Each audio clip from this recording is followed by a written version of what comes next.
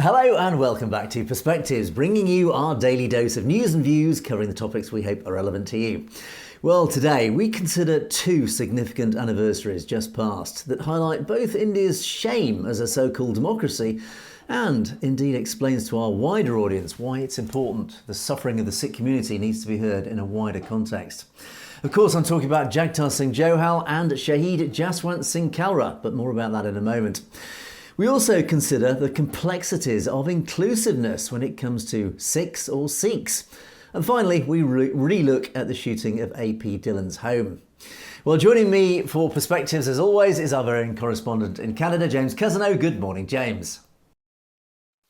Good morning, Angus, and good morning to all of our viewers. And one quick question for our viewers out there is we want to know where you are watching us from. So please share in your messages where it is that you're logging in from and watching us. We'd love to know. A very good question. And indeed, James and I together will be bringing you our perspectives on the daily news affecting the Sikh community across the world. Of course, as always, we'll be taking a look at lots of your great comments which have been filling up below our video. So thank you, as always, for those. Okay, let's move on. James, what are you going to start us off with today? Well, we have the province of British Columbia has started a program in which they have put together a curriculum for these schools, and it goes from kindergarten to grade 12, and there's different course sectors to this.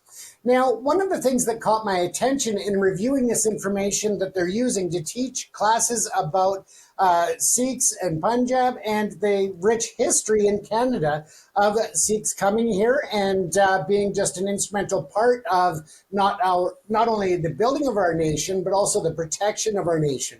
And something that caught me was the way that they talked about whether we're supposed to be saying Sikh or Sikh. And of course, depending on where you are in the world, we've pronounced it differently. This video that they're using from a consultant for the education department, but also a YouTuber and such, claims that it's actually from colonialism that we pronounce it Sikh. Sikh. It is supposed to be pronounced Sikh. And by pronouncing it Sikh, she claims that we are supporting white supremacy and that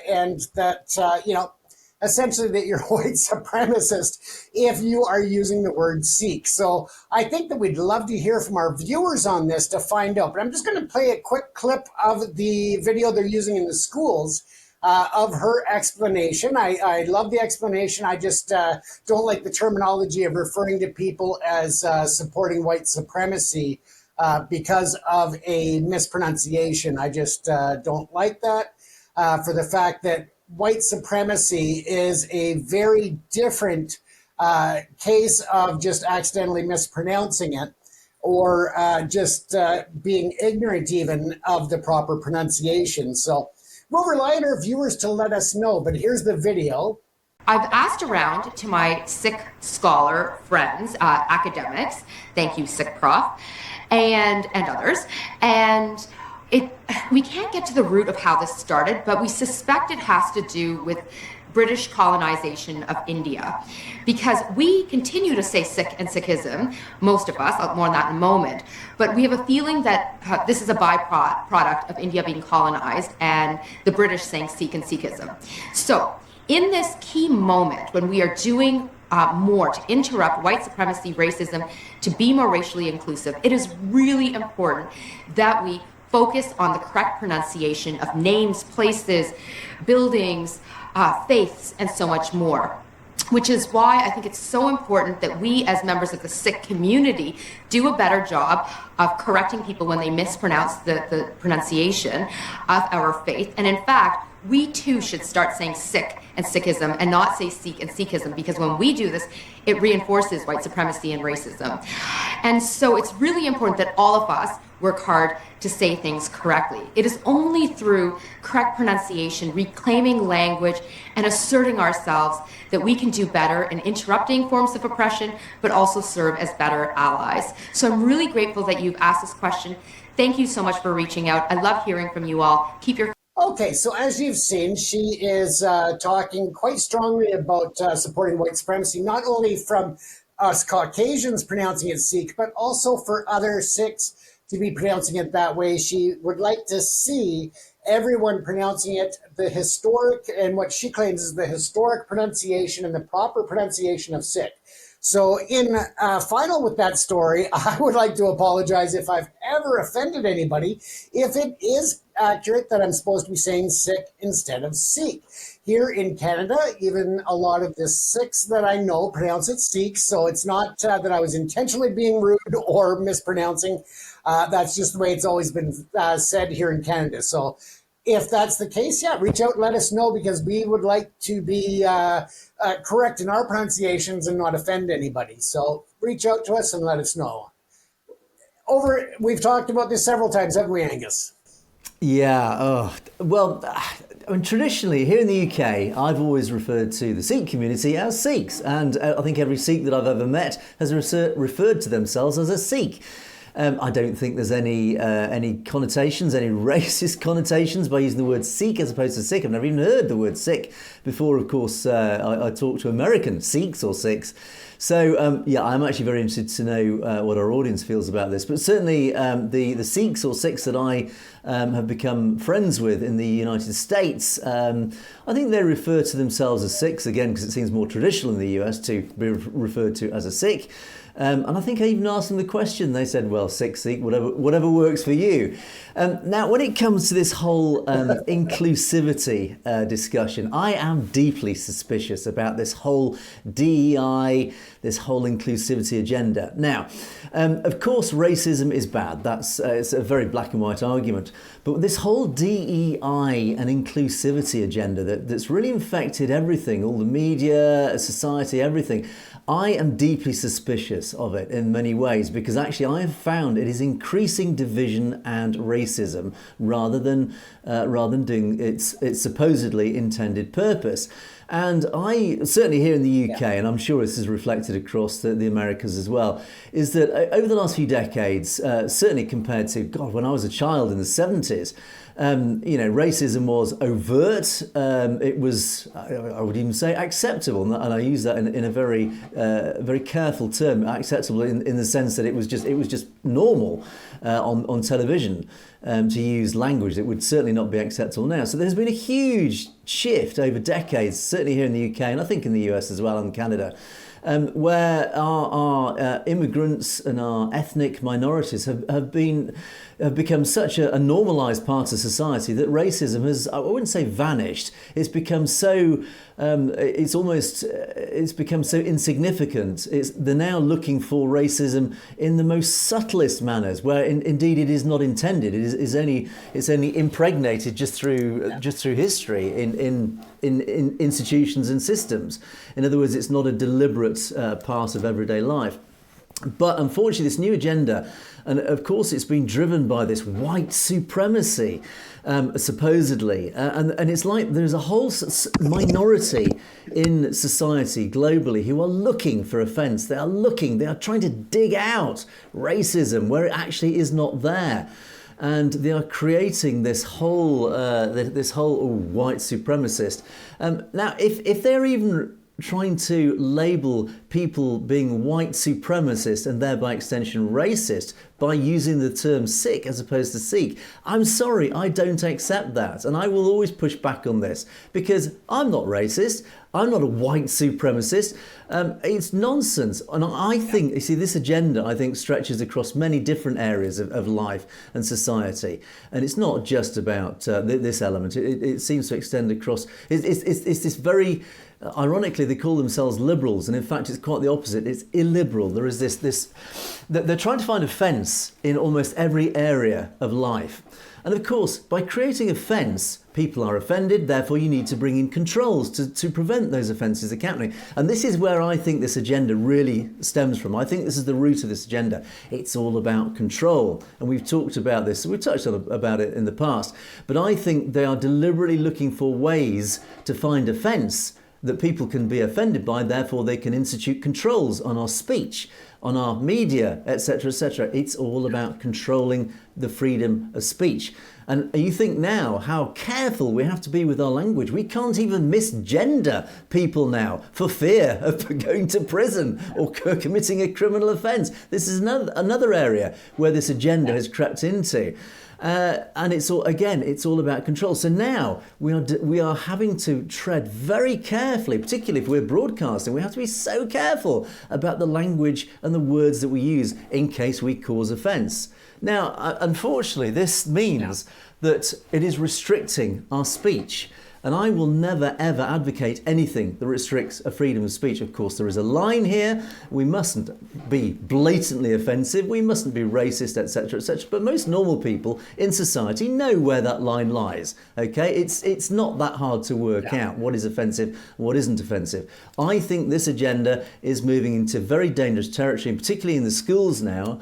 We're finding that children are being indoctrinated with an agenda that I don't think the mainstream necessarily agree with. And I even would refer to ethnic minorities. I believe most ethnic minorities wouldn't even agree with some of this inclusivity. And again, I've touched on this in the past where, for example, we have positive discrimination in the employment area where people are given roles, are given high profile roles simply because of the colour of their skin, not because of their capability or on merit. And that is not just insulting and patronising to ethnic minorities, it also creates division and actually engenders racism. It has the opposite effect of what it's designed to do. And I think, again, this is all part of the same agenda. So I feel very strongly about this, as you've probably noticed, James.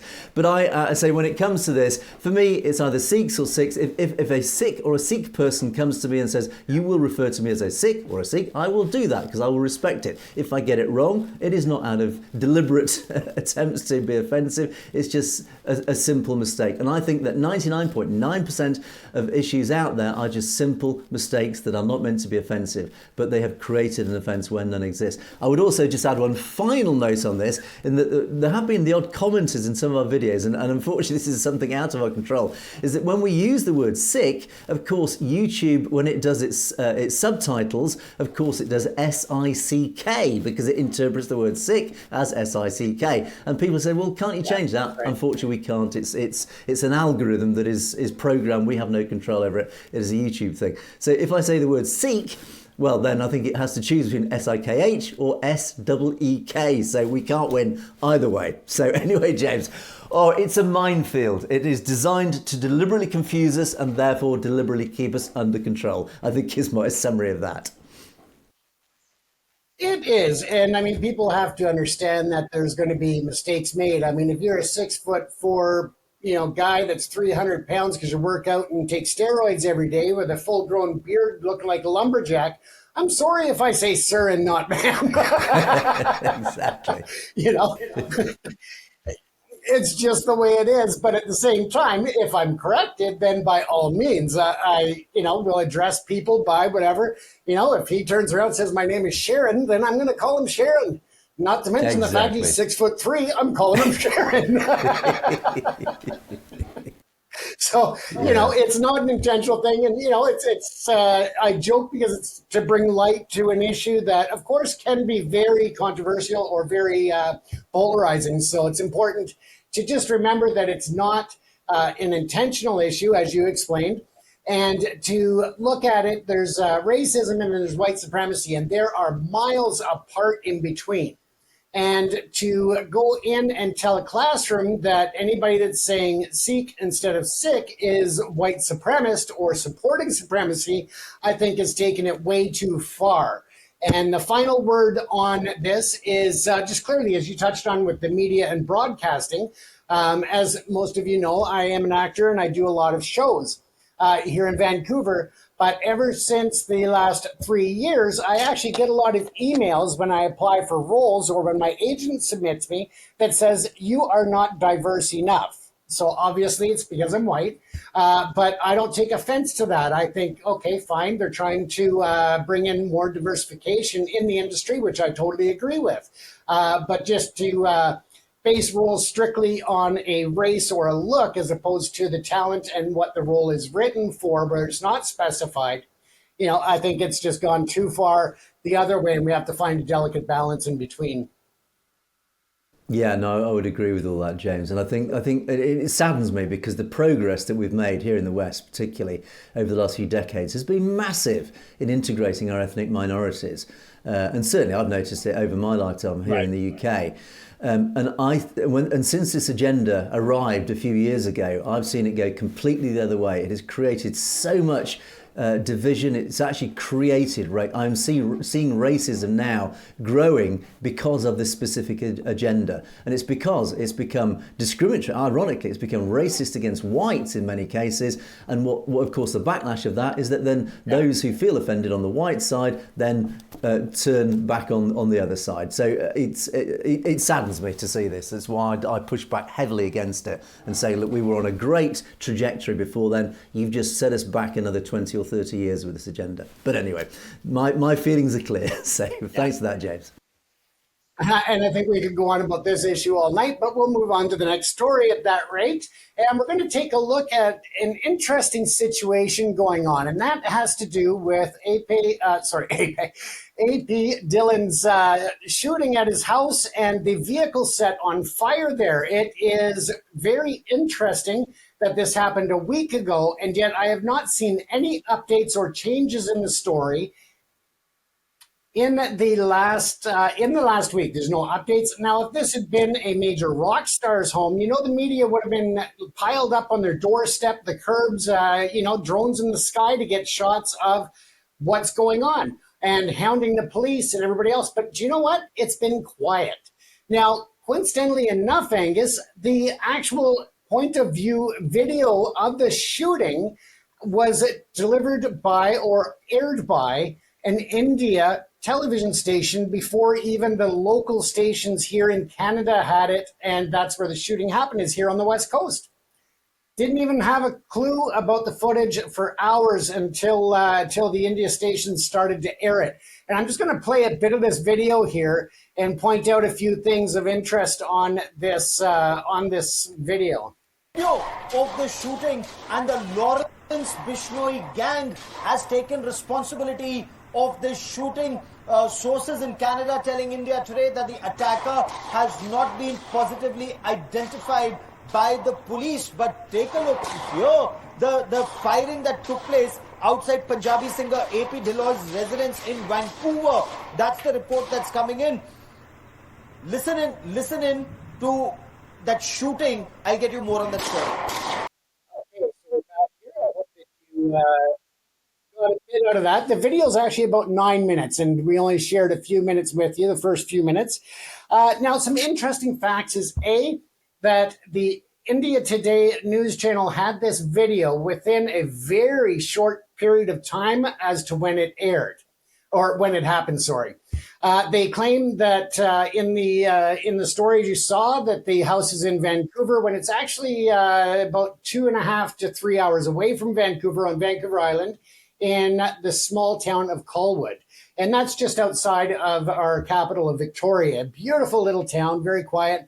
But they also were questioning why the Toronto police have not issued any statements or any information about the shooting. Now, Toronto is about 5,000 kilometers away from Vancouver. The Toronto police are not going to be coming to investigate a crime on Vancouver Island. So it seems like they were anticipating the story coming in, or that they got the story coming in. They were so quick to get it on air before anybody else that some information came out that they were looking for comments from Toronto and information from Toronto. So where exactly did this video come from? First of all, it is a body cam footage of the shooting while two vehicles were fully engulfed in flames in the driveway. Second of all, why is there radio silence from the police, from all of the news agencies, and any politicians, or the artist himself, which he's not really known for being super talkative with the media to start with. He doesn't do a lot of interviews, but I just find it very curious as to how the India Today got the footage so quickly, and how they went on to make such a almost a comedy news report the way it was reported. It was just horrible. And I don't know who they've been talking to that they were expecting information to come in from all across Canada at different points. So yeah, I just find it very curious, and whether or not there was more behind the shooting than just gang activity. The gang that they say has taken responsibility in the video there is apparently based with the head of the snake, so to speak, in India, with soldiers or gang members here in Canada. So I don't know if it went back to them and they shared with the news or exactly how that happened, but I find it very curious, as I said, as to how they got that footage so fast and got it to air. It's a personal point of view camera, body cam, showing all the shooting. It's just very suspect to me. I don't know. Angus, what do you think?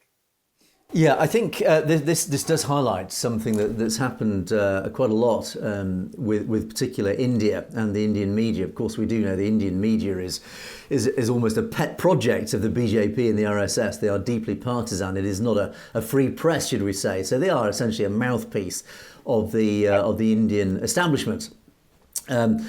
And we do know, for example, when there have been incidents against Khalistanis in the Americas, that the news actually leaked out. And in fact, I think this happened with Jagtar Singh Khalra as well here in the UK, who died under very suspicious circumstances around the time of Nijar's killing. That in fact, the news broke out in India before it did across the news wires everywhere else, even in the countries where these incidents occurred. And particularly on social media, posts were made on social media celebrating these deaths even before the deaths were even announced to the public here in the UK and Canada.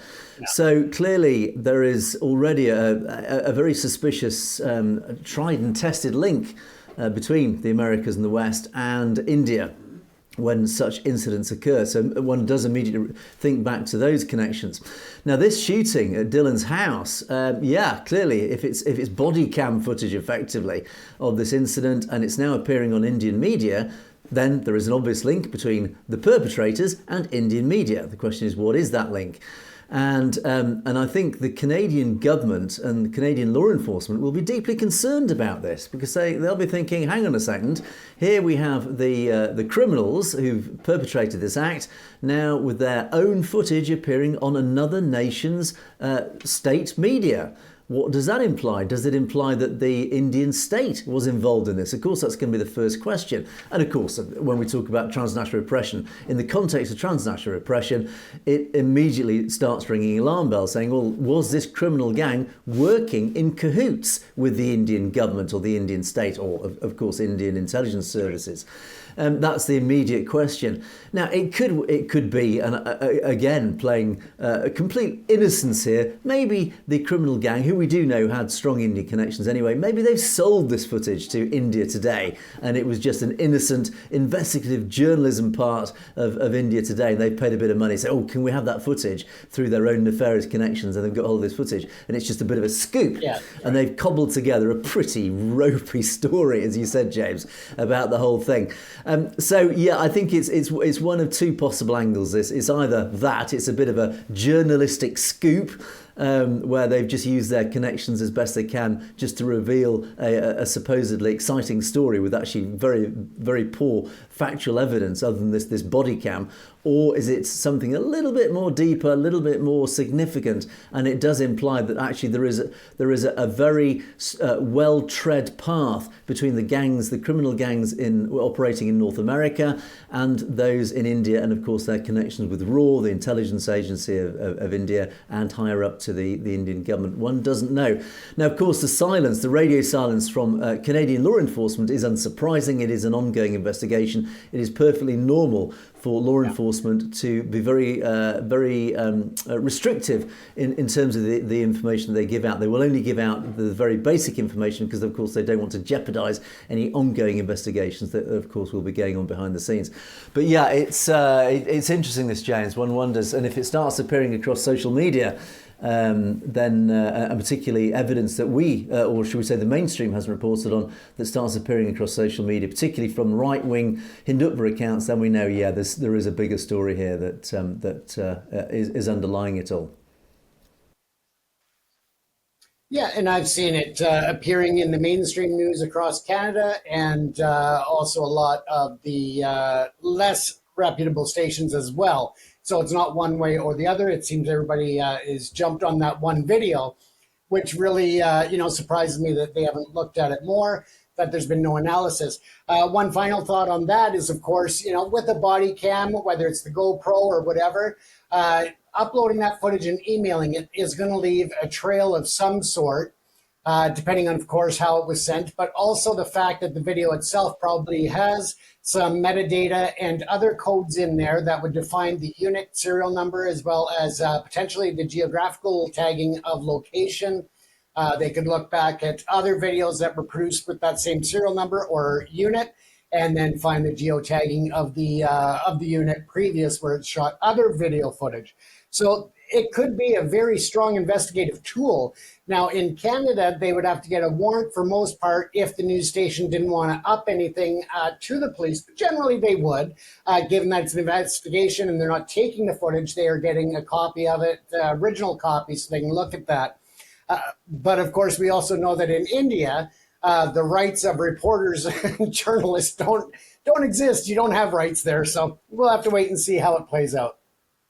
Yeah, indeed. And of course, the one takeaway for the criminal fraternity on this one is it is deeply stupid to take a video of your criminal act. Now, you might have reasons to do this, and one of which is it's almost a badge of honour. Hey, look how cool we are. In reality, all you're doing is you're recording evidence that will be used against you in a court of law. It's like when you see these YouTube videos of these people in supercars doing 180 miles an hour on a freeway that has a limit of 70 miles an hour and posting it on YouTube. Lo and behold, the police catch up with them and they're banged up using that very same evidence. So if you are a criminal, maybe my advice to you is don't take a video of the act that you happen to have undertaken, because it will come to bite you in the proverbial. And but definitely anyway. don't post it online. Exactly. So, but that is why they're criminals. Unfortunately, they're not blessed with, shall we say, the common sense that the rest of us seem to be. But anyway, that's another discussion.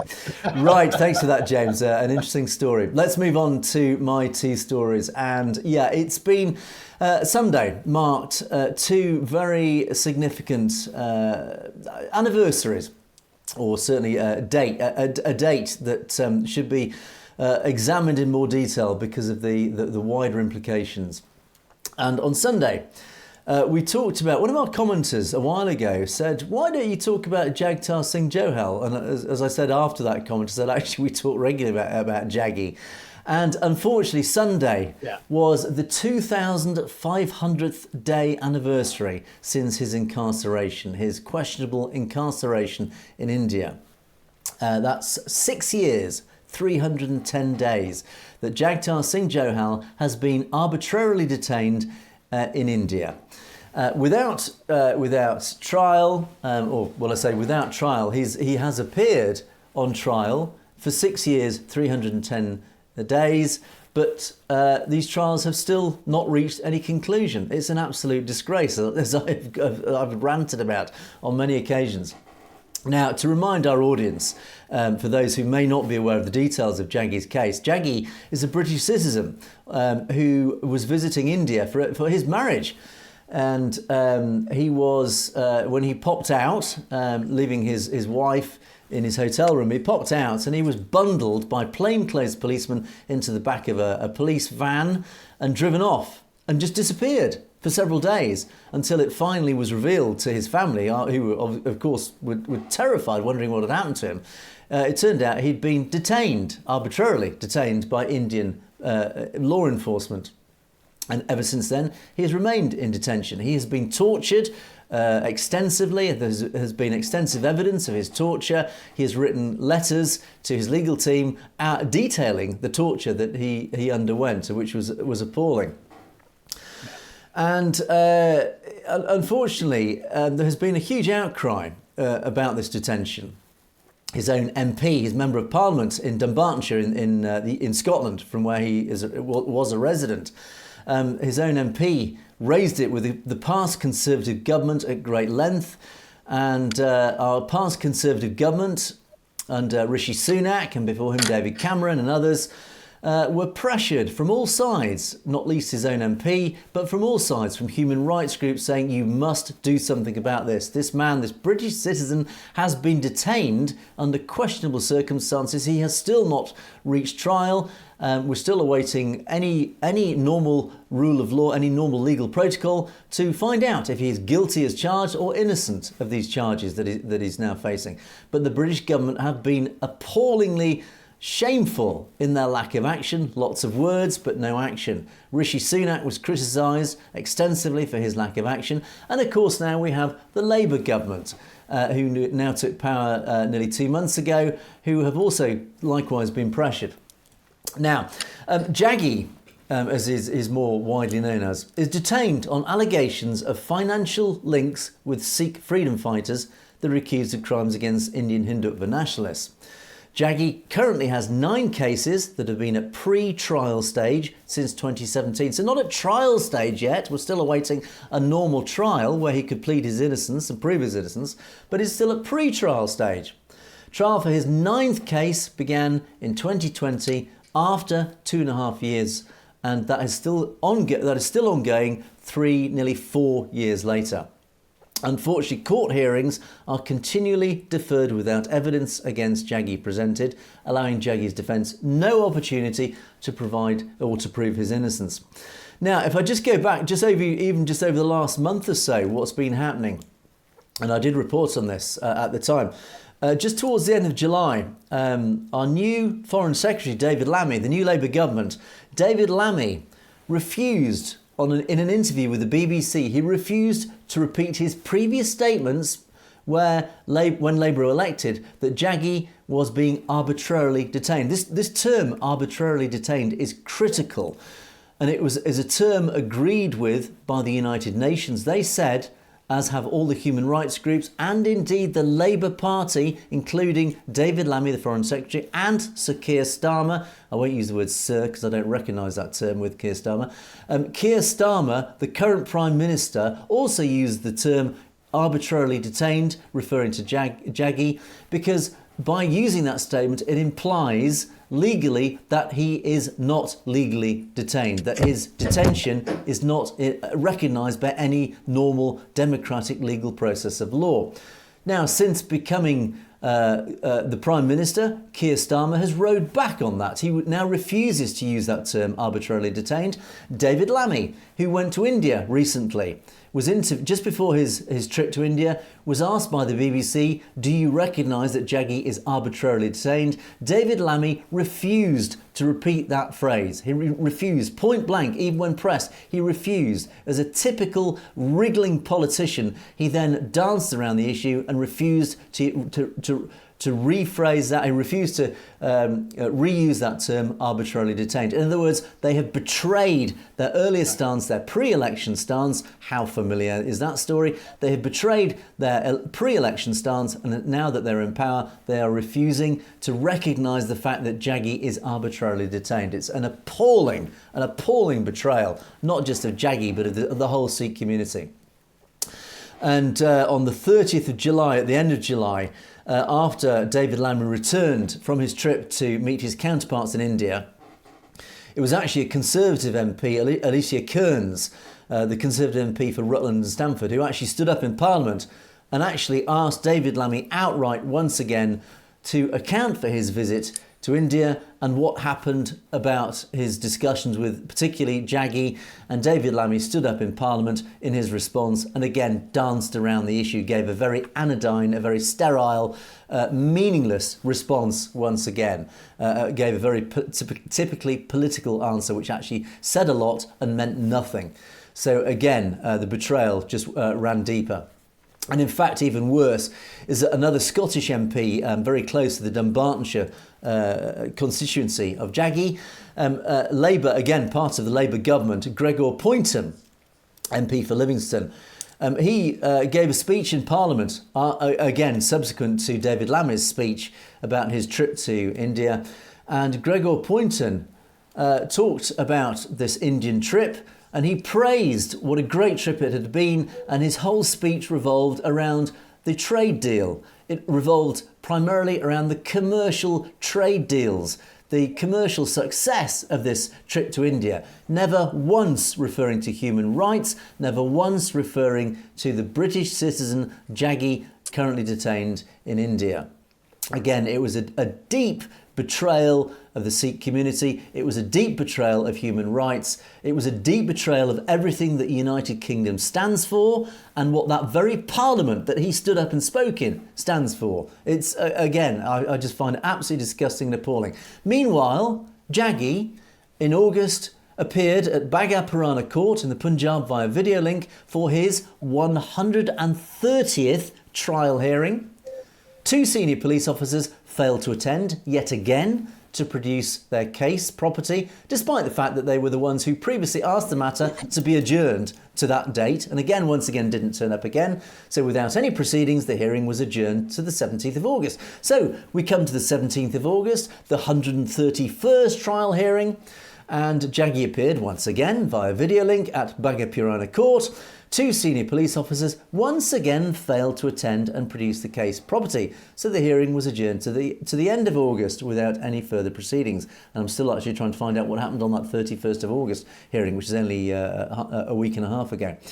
So, yeah, once again, I end up ranting about the lack of action from the West, and particularly the British government, the UK government, Keir Starmer's Labour government, who are becoming just increasingly unpopular despite being in power for only a few weeks, are sinking rapidly as one of the most unpopular governments in British history, not least for their actions in many areas, but their utter betrayal of the Sikh community who supported this government.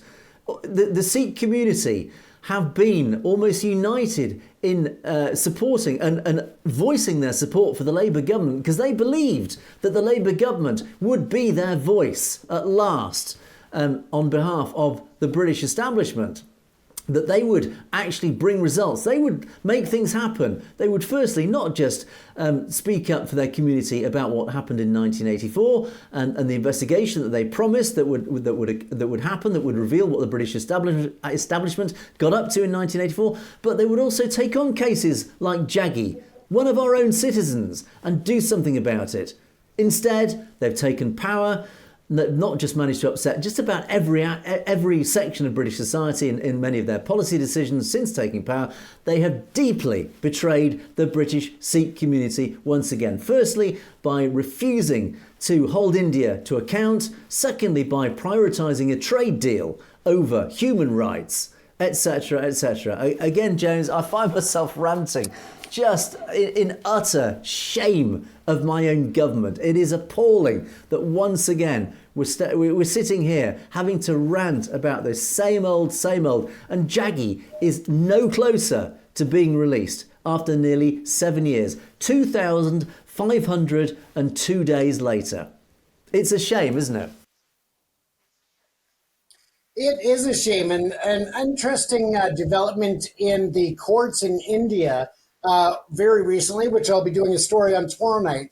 But just to touch on it very quickly, is a precedent that the judges are pushing back against the India government for these ongoing delays in tax courts and other civil courts, where the judges are going in to try to resolve these matters.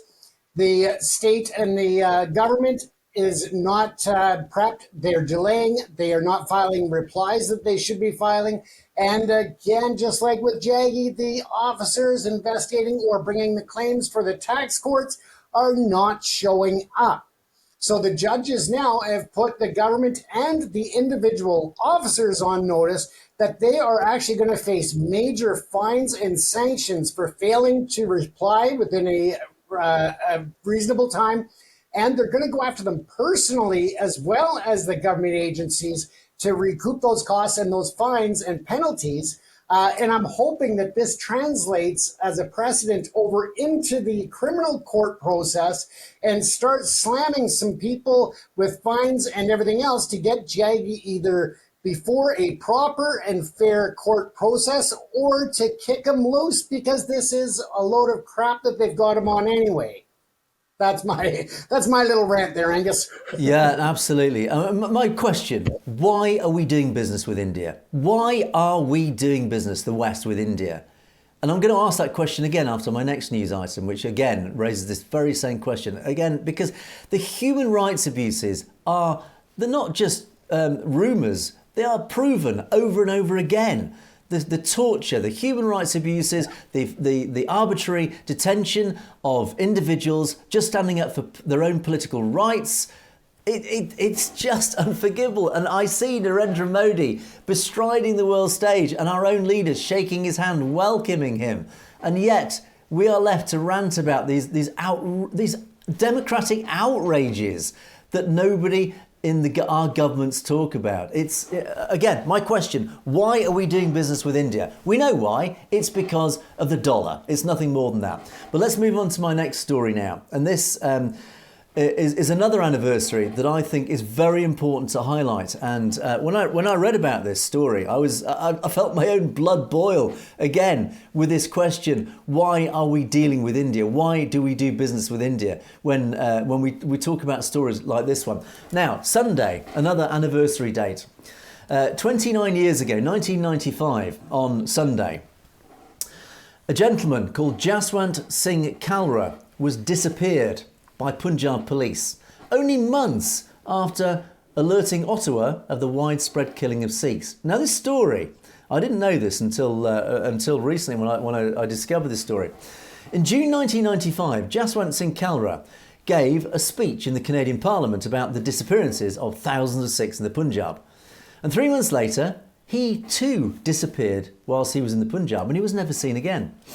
Now, of course, we use this term disappeared, and it's a euphemism. We all know what it really means. Of course, those in the Sikh community know more than anybody else what it really means. And just like the tens of thousands of Sikhs Jaswant Singh was talking about, he himself was murdered by the Punjab police. He was himself a respected activist.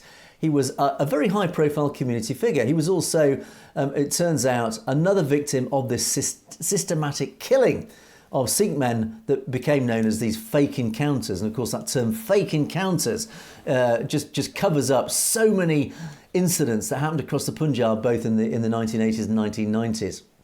And but the only difference between Jaswant Singh and the tens of thousands of missing Sikhs that he was seeking justice for is that in this case, fortunately, police officers were convicted of his killing. Although it took 10 years for that to happen. I'll come back to that because I've got a bit more detail about those policemen that were caught.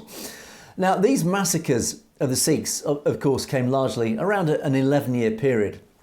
It happened after the dreadful genocides of 1984 and what followed. And of course, there was that big lead up to 1984 when the movement for autonomy and self-determination grew and grew, and Bhindranwale, the figurehead of that, of course, was attacked in the Harmandir Sahib in 1984, and then of course the backlash of that was the assassination of Indira Gandhi, which then was followed by that dreadful carnage, the massacres, the genocides in late 1984, when tens of thousands of innocent men, women and children were murdered by rampaging Hindus.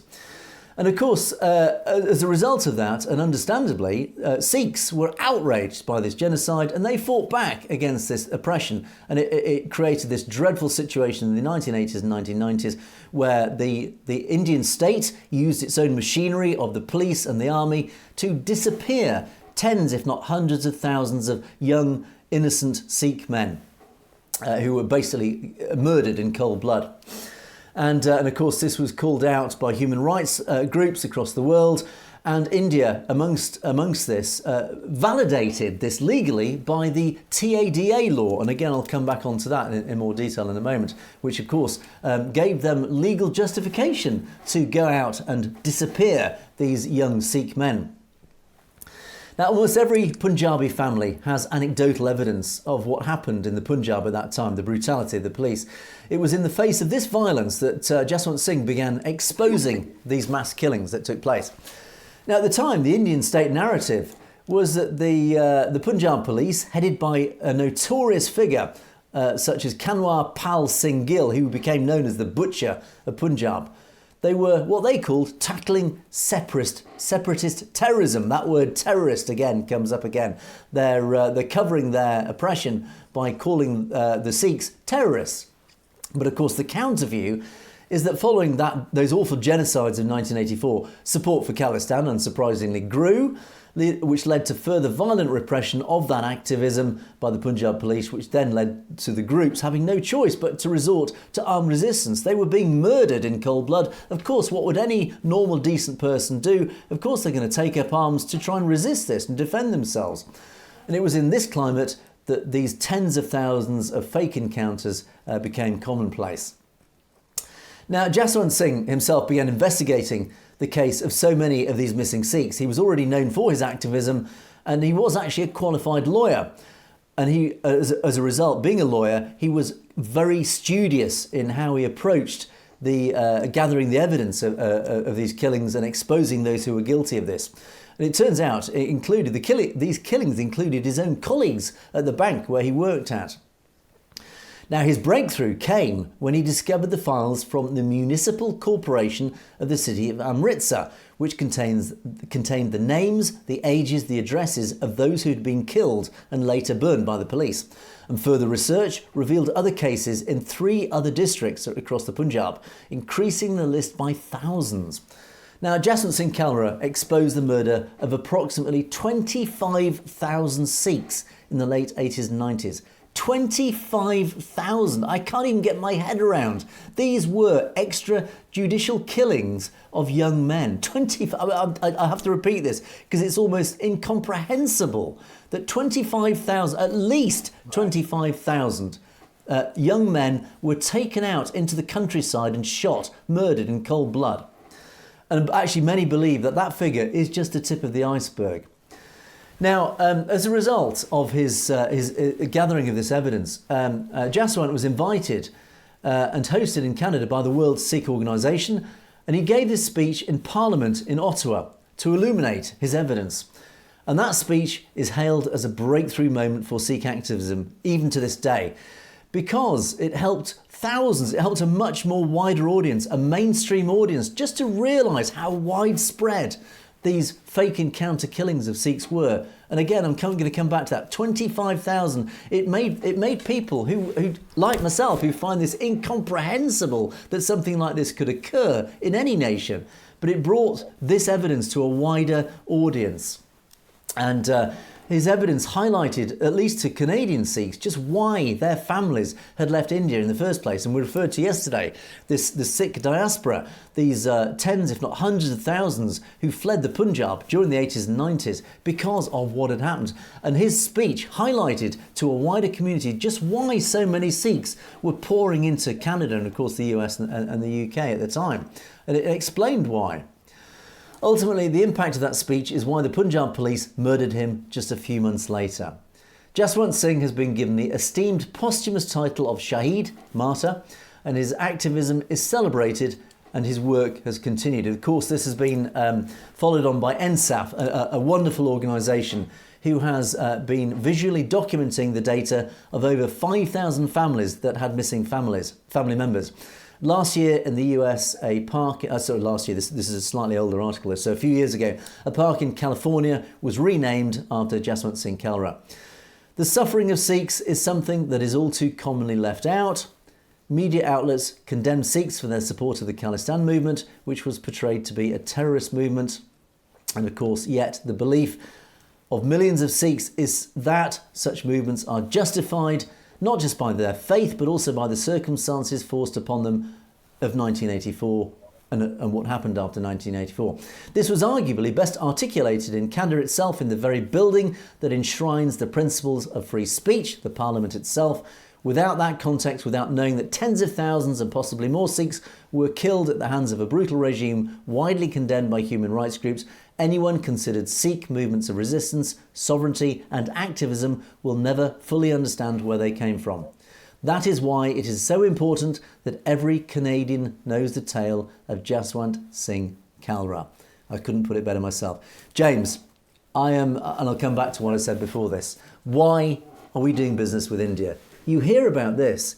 You hear about the utter cold-blooded murder of a man who only months earlier gave evidence to the world of what was going on in India, what had happened in India. And that very same nation's policeman murder him. And I'll come back to now what I referred to in that. Two bits worth mentioning. In November 2005, Additional District Judge Bhupinder Singh in Patiala convicted 6 Punjab police officials in the 1995 abduction and murder case of Singh Khalra. The court sentenced Deputy Superintendent of Police Jaswant Singh and Amajit Singh to life imprisonment for murder, 7 years for abduction with intent to murder, 2 years for destruction of evidence, etc., etc., etc. And several other police officers were imprisoned for many years.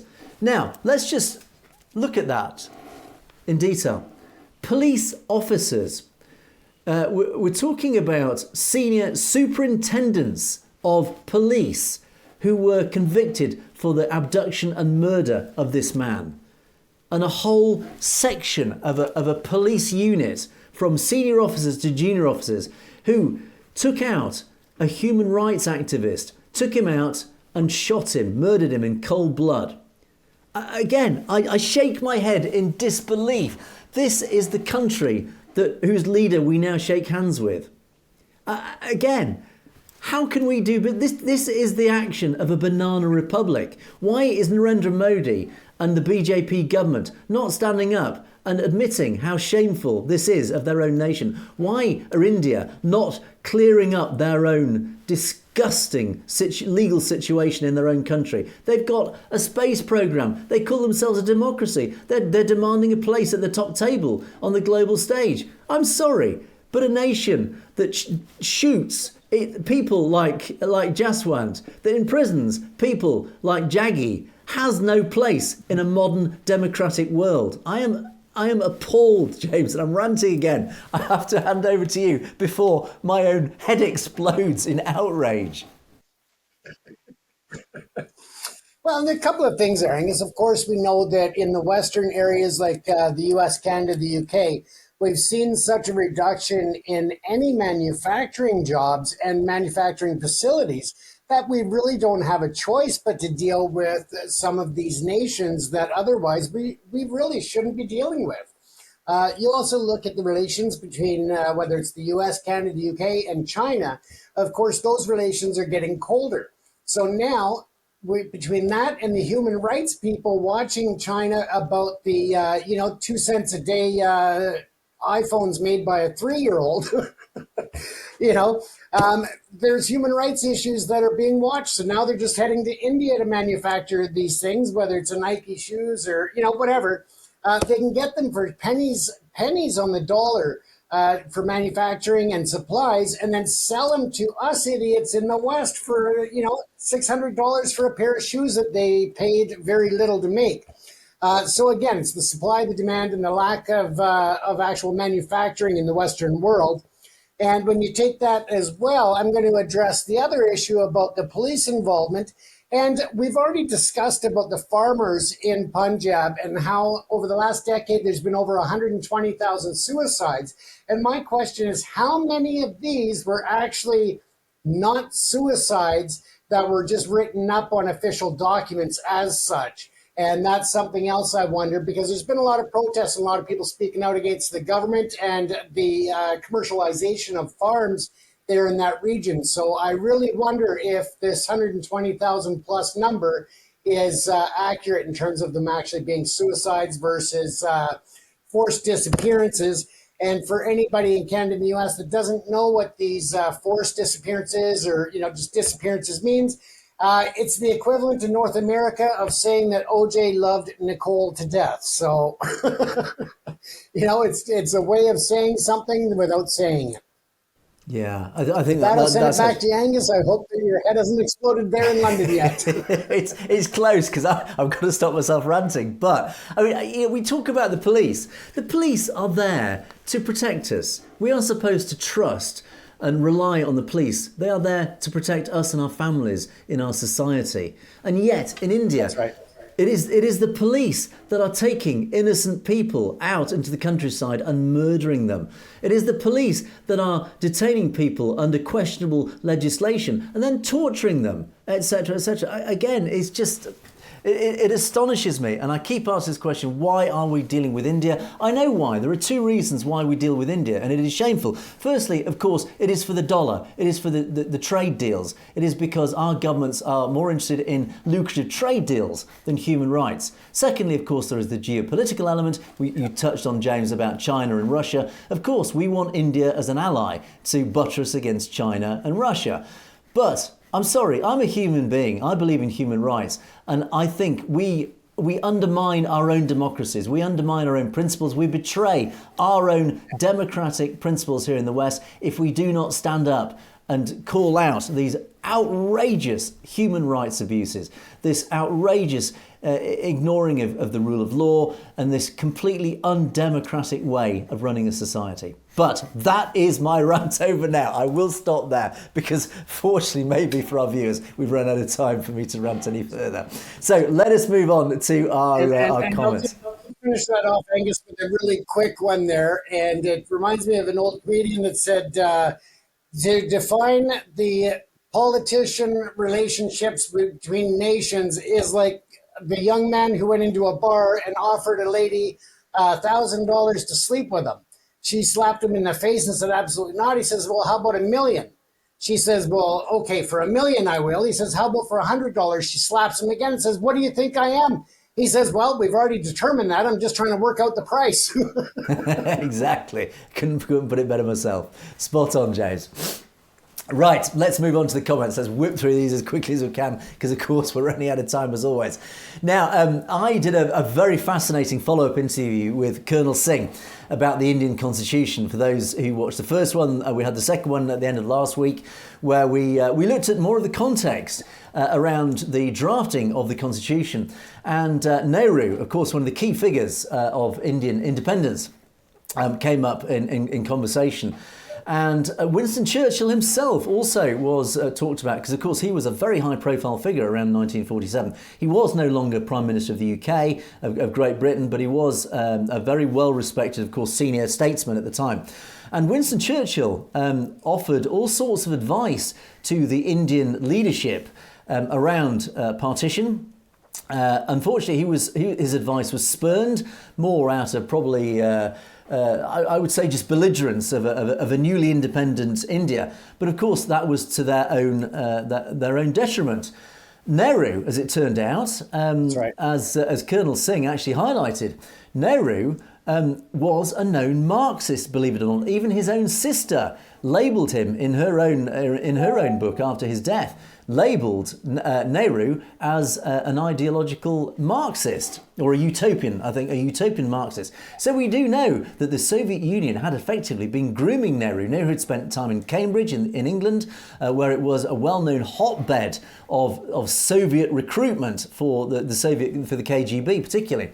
And Nehru spent time there, and it is believed, and Colonel Singh believes, that it is likely that Nehru was essentially acting on behalf of the Soviet Union when they drew up the Indian Constitution. There is, and as the following interview that we'll do probably over the next week or two will reveal some fascinating insights into the Indian Constitution, of why the Indian Constitution is actually more, it was written by the leadership of India to protect the leadership of India on a more communistic basis than anything else. But anyway, we'll come on to that. But Inderpreet Singh said it was very, very informative. I'm totally blown away, and thank you. Well, thank you for the comment. Many people said it was very revealing, and it was an extraordinary interview. Do watch that interview and watch the follow-up one to come, because it's astonishing the information that's coming out. Now, B. Singh and Dean Singh both said great information. The devil is in the detail. Now, Colonel Singh used this fascinating phrase, devil is in the detail, because in that interview, it turned out that the Constitution, on the face of it, 99.999% of Indians have never read the Constitution. Unsurprisingly, it's a very boring document. They just believe what they're told, that the Constitution gives them all these wonderful rights as citizens. Actually, no, it doesn't. The rights all lie with the state. And again, we come back to the Soviet Union. Unfortunately, when you read the Indian Constitution in detail, those rights reside with the state, not you as an individual. And people don't realise that. The devil is in the detail. So thank you for picking up that in your comments. And then finally, Jasleen says, great topic. And it was a very educative discussion. So the masses are in bondage are in fact the Hindus, as you rightly point out. It is the Hindus themselves who don't realise the bondage under this constitution that they are held. They don't realise. They think they've got rights. They actually don't. And as you rightly point out, Jasleen, it's just as well that the Sikhs are not enveloped in this same bondage. And in fact, of course, as we regularly say, and Jasleen regularly says, as do many of our commenters, actually Khalistan is the only solution. It is essential that the Punjab and the Sikh community and those who want to join the Sikhs within India, the Khalistan is the only way to get away from this constitution, this deeply flawed constitution that bestows so many rights amongst the state, not the individuals. Khalistan will be a very different case in point, James. I don't know if you've got any comments on that one.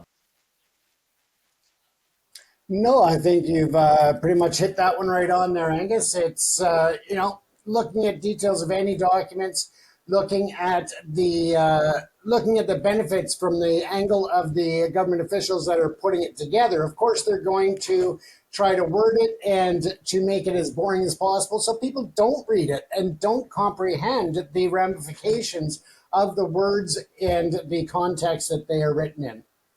Yeah, indeed. It was written by the ruling class for the ruling class. And I don't think enough Indians realise that. That's right. Now, Neela Singh said there have been a few animated attempts at heroic stories. This is back to our discussions, James, about that we recommend those in the Sikh community should get out there, make your own media, produce your own material.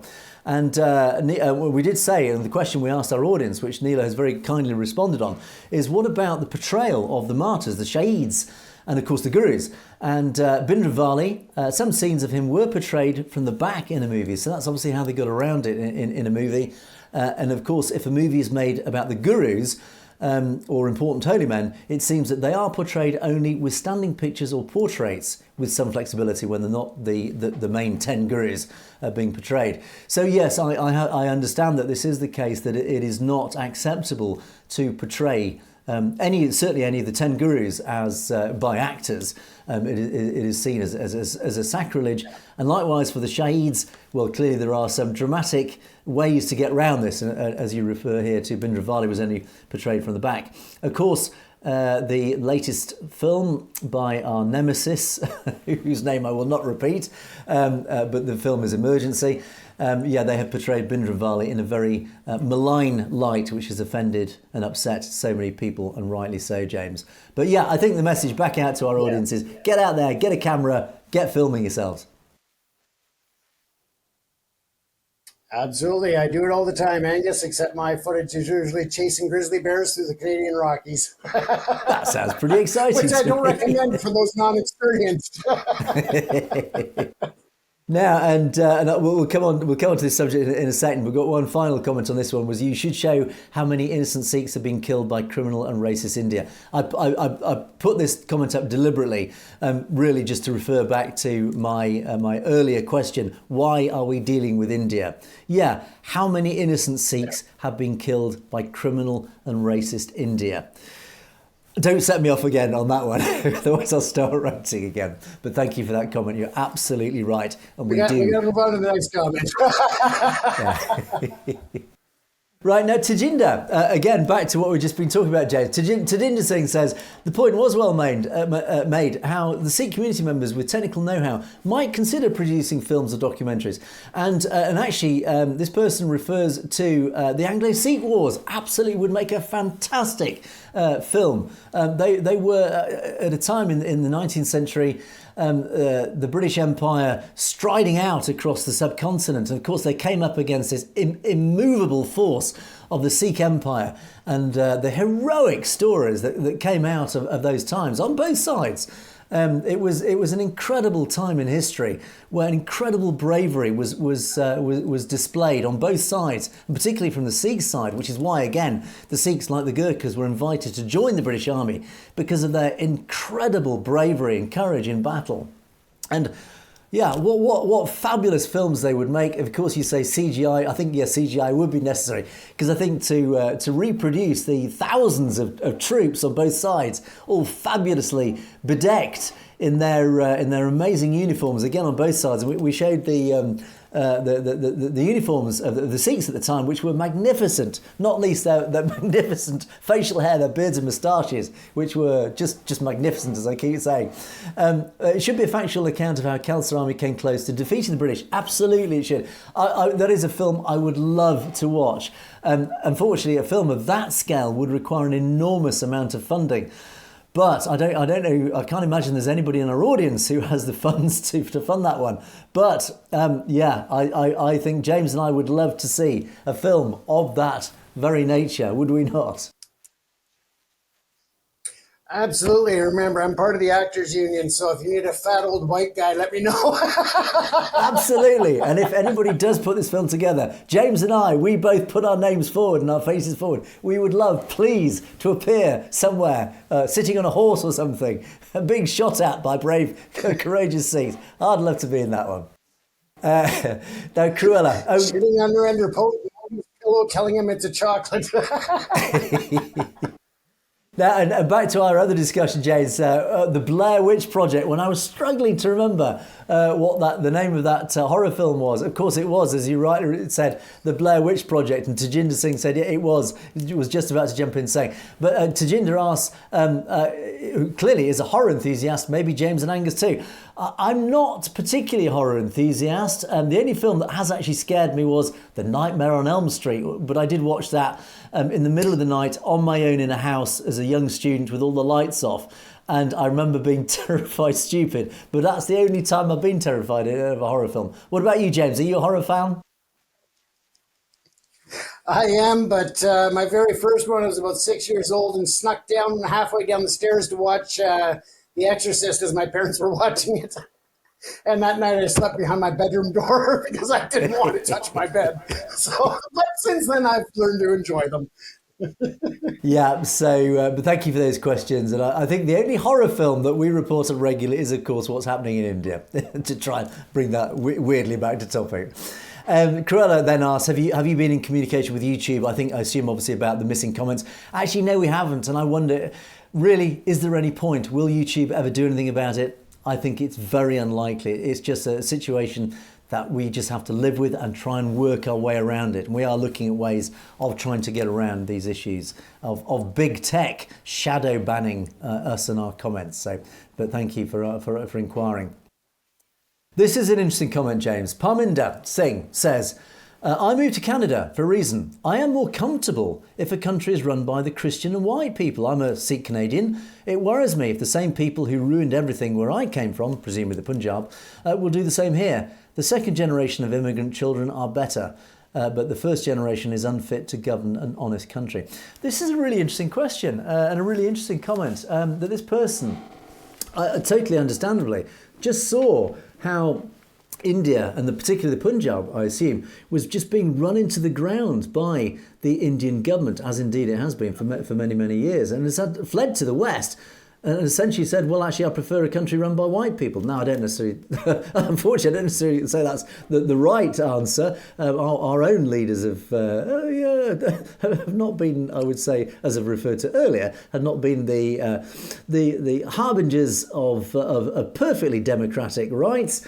But I think this is actually a very sad comment, is it not, James? I believe that it is, and I think that in some cases the white Christian crowd are just better at hiding their crimes as politicians. They're not as honest as some. Yeah, and it's and I am always quite happy to stand up and criticise our own politicians because they perennially let us down. They perpetually betray us, as we report regularly. So, yeah, the grass is, well, I suppose the grass is greener on the other side in the sense that, yeah, we are genuine democracies in the West. But we are flawed democracies, as we often point out our own hypocrisy in our own democracies. But what's important is that we still retain freedom of speech, that we are free to criticise our democracies, James, unlike in India. Well, and I think that's a big part of it, Angus, is that we have the right and the ability to speak up and call out the bullcrap when we see it and when it's happening. Whereas countries like India, the citizens don't have that right. They don't have that ability. And, the majority of Indians, whether they are Punjabi, whether they are Sikh, whether they are Hindus, Muslims, Christians, they're great people. But unfortunately, the government has dragged them down and trying to oppress them and not listening to their input to run the country and lock up opposition members, Indeed, and that's why we must always fight for freedom of speech, whether you are in India or whether you're over here. Wherever we are, we must not lose our freedom of speech. Right. And again, that comes back to the very first topic we talked about, James, which was all about the white supremacy agenda. Again, I believe that is another subtle way to control our freedom of speech. So we must, wherever we see it, we must always fight back and be allowed to say whatever we want, to criticise and hold to account our governments. And final comment of the show comes from Amrit Pal, who says, wishing you 200,000 subscriptions. Well, thank you, Amrit Pal. We hope one day we will get to that. But that is up to you, our audience. We will do our bit. We will continue our best to get there. Will we not, James? Oh, we're trying, Angus. We're trying, buddy. Indeed. But thank you for that comment. Thank you for all your comments, as always. As always, they are very much appreciated, particularly those that come in with full of support and appreciative comments. We do read them, as you know, and it gives us a great feeling to know that our audience are fully behind us. And we will do our bit from our side to keep that message out there, keep the truth out there. So do keep those comments coming in. Do keep your opinions coming in. Keep the debates going. They're great to read those. They're highly entertaining and, of course, very educational. Of course, don't forget you can message us directly at message@satellitetv.com. If you've got anything that you don't want to put in the public comments, do send us directly. Thank you for the comments that have come in through our email address. But in the meantime, we must wrap things up there. You have, of course, been watching Perspectives. It is a goodbye from me, and it is a goodbye from James. Night, everyone. Stay safe. You have been watching Perspectives. We'll see you next time.